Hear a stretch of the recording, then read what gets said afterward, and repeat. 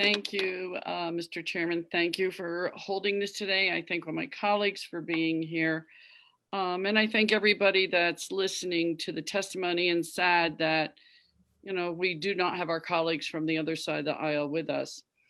A lot has been talked about already and said, but one thing I would like to just go back a little bit on is what Senator Carrata was talking about, and that was the Wanaque outbreak. That outbreak took place in 2018, the virus outbreak did.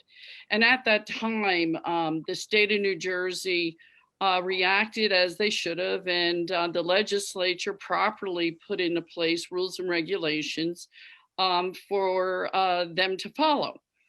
Obviously, the administration felt that they did not need to make the Department of Health obey and follow the rules and regulations. Everything's about rules and regulations. If we take a look at Homeland Security, we know that Homeland Security follows the policies and procedures after attacks that have taken place in our country.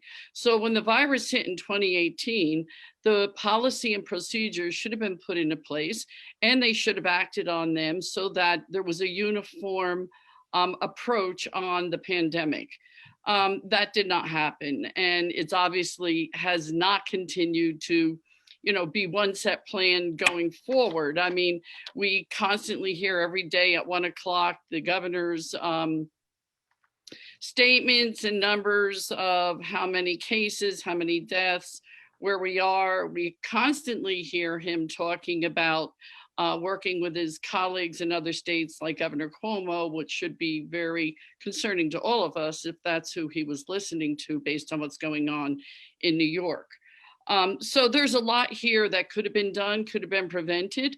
And I think as we go through this testimony and we start listening to everybody and my colleagues sitting here with us today, we're going to get more to the truth than not.